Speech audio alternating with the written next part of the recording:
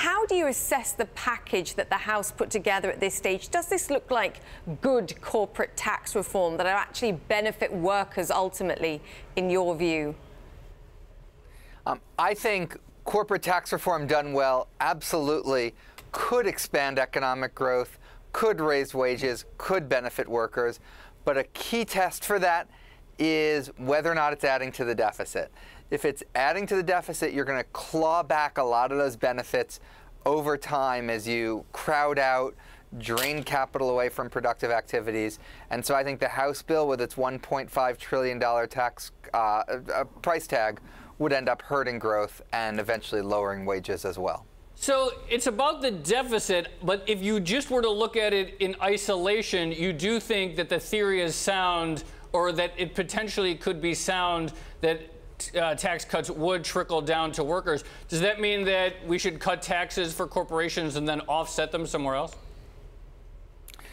You know, if you wanted to tax high-income individuals instead of corporations under the theory that individuals don't move and corporations do, there's a number of sensible tax plans put out by, for example, the American Enterprise Institute that would do that.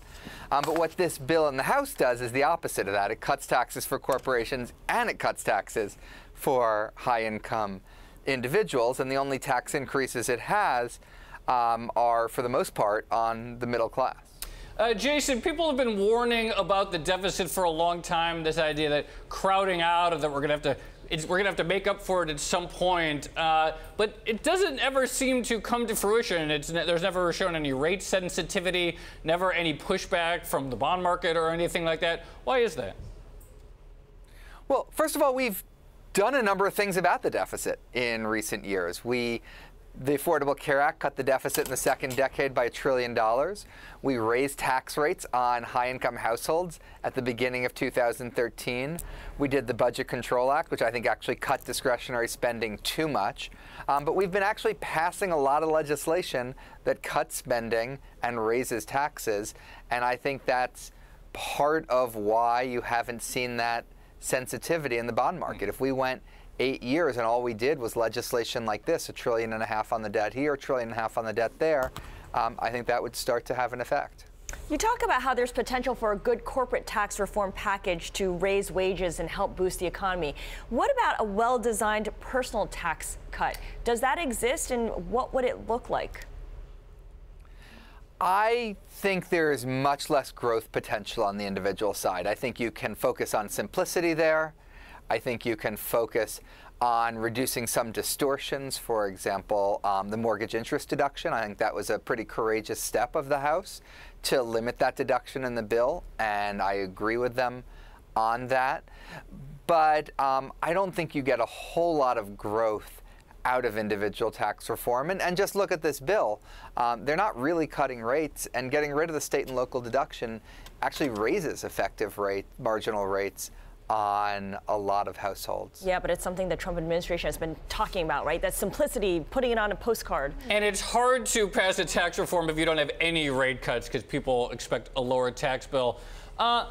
Taxes aside, but they may expect a lower tax bill, but then they're going to be pretty disappointed here when tens of millions of them go to fill out their 1040 and discover they're paying a larger check. Yes. Very important point. Is there anything else? You know, I remember at the beginning of the Trump administration, there's a lot of talk about infrastructure spending. You don't hear that much about it anymore. But in your view, is there a case at this point in the economic cycle to spend money to stimulate growth? There's a supply side case. I don't think there's much of a demand side case at this point. At this point, we're very close to full employment. The Fed is in the process of raising rates. If we tried to do more stimulus, they would just undo it with faster rate hikes. But the reason you want infrastructure is what it does to the productive capacity of our economy going forward. And I think there's a very strong case for that still. And it's a shame that we've made zero progress on that issue. Jason, can I just understand then, if we pull together all the things that you've said this afternoon, you've kind of written this off because it's adding to the deficit ultimately. And actually, there's nothing that the Republicans can do here, even with the House's 425 pages and negotiating further here, that actually will be stimulative ultimately for workers. Look, you know, I may sound like some crazy radical with this particular notion. The particular notion I'm espousing is the one that over 220 House Republicans voted for just 1 month ago. The House passed a budget resolution. It set a target of 0 for the deficit impact of their tax plan. They said they'd do that off of a current law baseline, so they wouldn't even use gimmicks like assuming expiring tax cuts were continued, etc.